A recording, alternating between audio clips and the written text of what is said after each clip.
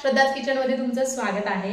मी आज तुमच्यासाठी घेऊन आले आहे वॉलनट चोको चिप्स केक, पण त्यामध्ये मी कुठल्याही प्रकारे मैदा, साखर किंवा तेलाचा यूज करणार नाहीये। तर चला आपण रेसिपीला सुरुवात करूया।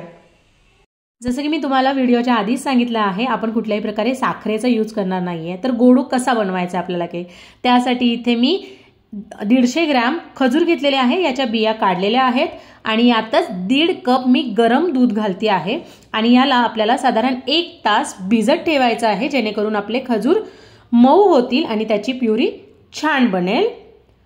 1 तासानंतर तुम्ही बघू शकता अशा प्रकारे मी इथे प्युरी बनवून घेतलेली आहे आणि हा केक मी एक स्टीलच्या डब्यात बनवणार आहे। तर त्याच्यासाठी मी बटर पेपर त्या डब्यामध्ये लावून घेतलेला आहे। आता आपण सुके इन्ग्रेडियंट्स घालून घेऊयात। त्यासाठी मी इथे नाचणीच्या पिठाचा यूज करत आहे, मी म्हणून तुम्हाला म्हटलं की आपण कुठल्याही प्रकारे मैद्याचा यूज नाही करणार आहे।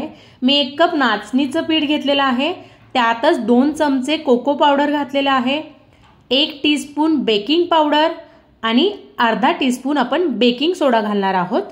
हे आता व्यवस्थित आपण चाळून घेणार आहोत आणि खजूर जेव्हा पेस्ट केली तेव्हा मी तूप घालायचे विसरले, म्हणून आत्ता घालते आहे।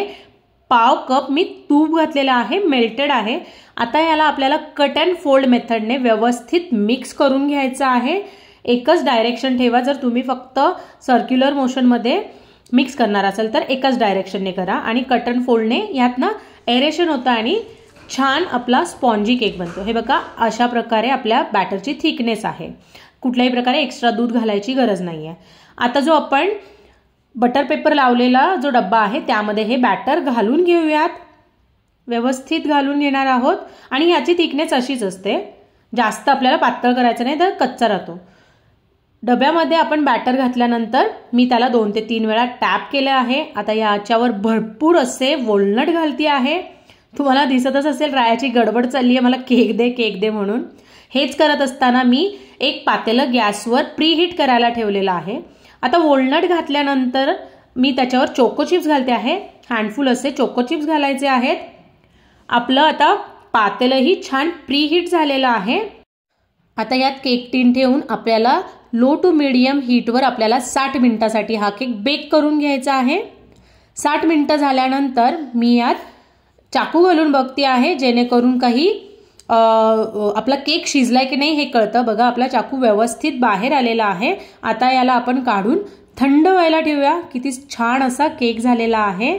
आणि जर तुम्हाला ओव्हनमध्ये बेक करायचा असेल तर 180 डिग्रीवर 45 मिनिटासाठी प्रीहीटेड ओव्हनमध्ये तुम्ही बेक करू शकता।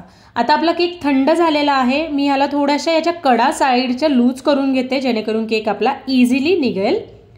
इथे मी कडा लूज करून घेतलेल्या आहेत। आता तुम्ही एखादी प्लेट घेऊ शकता किंवा माझ्याकडे चॉपर आहे, मी त्याच्यावर याला डब्बा उलटा करते आणि हार्डली 1-2 वेळा टॅप केला आहे। बघा किती सुंदर असा आपला केक बाहेर आलेला आहे। खूप साऱ्या कॅल्शियम युक्त असा केक आहे आणि इट्स रिअली टेस्टी। तुम्ही नक्की ट्राय करा आणि मुलांना खरंच खूप आवडेल।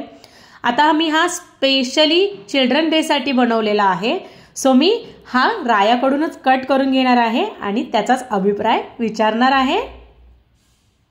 आता आपण रायाच्या हाताने कट करून मी तुम्हाला दाखवते आतूनही किती स्पॉन्जी झालाय। हॅपी चिल्ड्रन्स डे बेटू।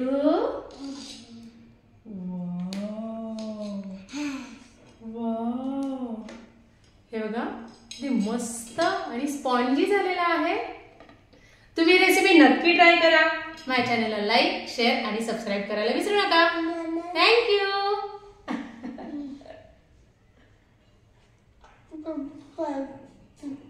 कसं झालंय?